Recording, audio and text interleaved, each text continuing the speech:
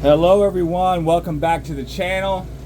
It is starting to finally get hot outside, so having to run the air conditioner in here, I'm sure y'all can hear that. Anyways, today I've been having this for a while. I haven't reviewed it yet as far as I know, which is great. It's been used. I've got lots of use out of it. I've never had to change the battery, so the battery life is pretty good. I've been having this thing for about 3 years now, maybe even 4, but for sure at least 3 years. And it is great. So I'm going to go over some things that I like about it and some things that I don't like. It does seem to have a pretty good waterproof or at least super water resistant design. It's got some good grip on it. It doesn't feel cheap plastic. It feels like a good quality, it's got like a little bit of a rubber coating on it.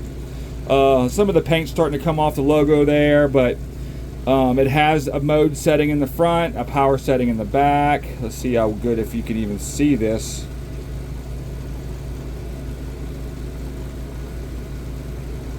No, you can't really get in there too good. There we go.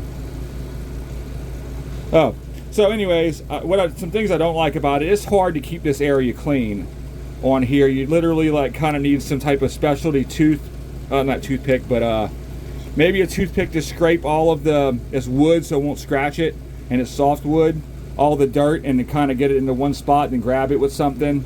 Same thing in the front. There's these kind of deep crevices that it's hard to keep clean, but I do my best, and whenever you're looking through it, you can't see all that stuff. It does what it should do. Comes in a nice box, comes with some cleaning stuff in there. I have some warranty stuff in here also. I don't remember everything that came in the box, but this is the box. I don't know why I keep stuff like this, but a lot of the times I end up being glad that I do. So I'm going to go over some of the stuff about this thing here. I think it does go up to 6 times zoom. I said it says 6 times 20. I know it definitely doesn't zoom in 20 times. It has a plus zoom here in the back, or less zoom. At first I thought it might be eye relief, but it's zoom. It is obviously a laser range finder. I'm trying to find on here where it says how many yards this thing will go to, but I think it's just 500 yards. Yes, so the measurement range is 6 yards to 550 yards, or 5 meters to 500 meters. Lightweight. It's compact, lightweight, pocket-sized design. Measurements, I just told you. Distant target priority mode is employed. Don't know what that means. Single continuous measurement up to 20 seconds. So, you can hold this down, and I think it'll keep measuring as you're moving it, looking at different stuff. You can hold it down for 20 seconds. It does not have an angle. A finder, if you're in a stand wanting to make a bow shot and you're wanting to find out how many yards it is from the angle you're shooting down and all that stuff, it doesn't have that technology. I wish it did, but for a $200 rangefinder, I think that's about what I paid for it. It's great. So, my overall review of this thing, the one thing that I do not like at all, and there's only one thing, is getting the dirt out. So there might be a better way to do that. If any of y'all do know how to do that, let me know. This thing is super small. I love it.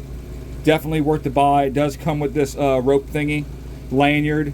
It says Nikon on it. Super great. I definitely enjoy it. I always have it in my hunting bag whenever I'm hunting, or in my vest or whatever.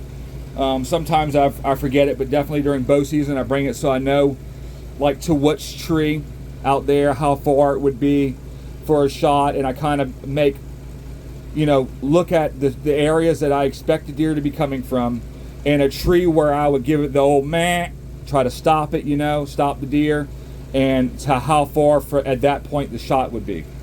So I hope this helped y'all a little bit. As always, stay patriotic. Right now we need it. Keep our country in prayer.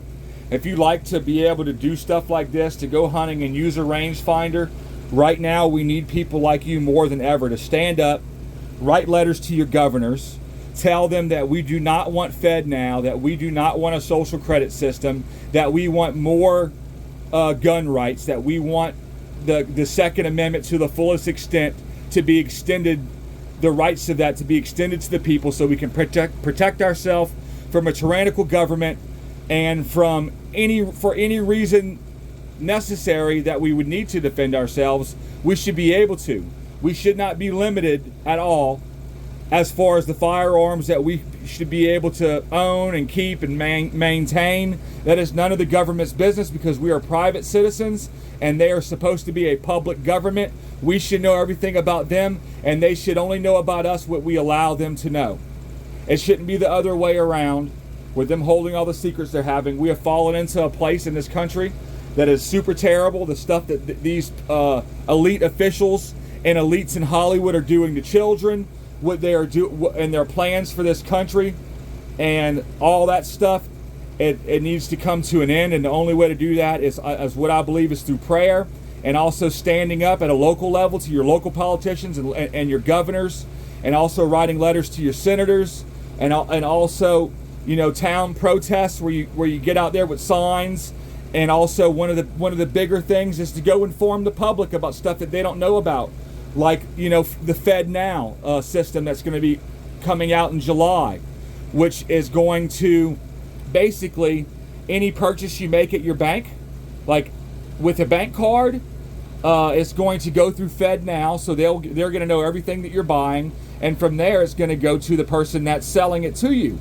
So if you're trying to buy a gun and FedNow decides that you have too many, they can block your sale and freeze your bank account. Also, they're wanting to go cashless. I know that if you Google it on Google, they will say that FedNow is not designed to replace cash, but they know that's exactly what it's going to do.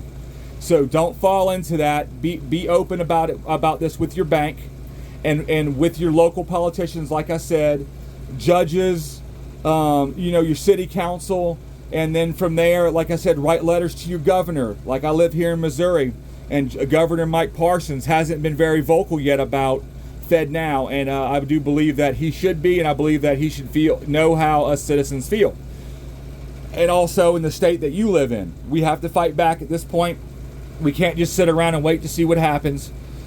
So you have to pray, and you have to be active in your communities, notifying your neighbors and anybody who you know about the stuff that's going on. As always, y'all, Jesus loves you so much. Don't ever forget that. He is the one and only God, the one and true living God, the only one that can save you from all the things that you go through on a day-to-day basis, whether that be anxiety, depression, or just, you know, stress. Jesus is always your safe place. He's your peace. And that's what he's become in my life through all the years, even though I grew up in church and I didn't necessarily always think that my faith in Jesus Christ was important. At this point in my life, I've become a lot smarter and realized that, you know, there ain't no way but through Jesus Christ. So anyway, y'all, so I pray for you. I hope that y'all are doing great, and I hope that you enjoyed the video. Once again, I love you, Jesus loves you, and I'll see you next time.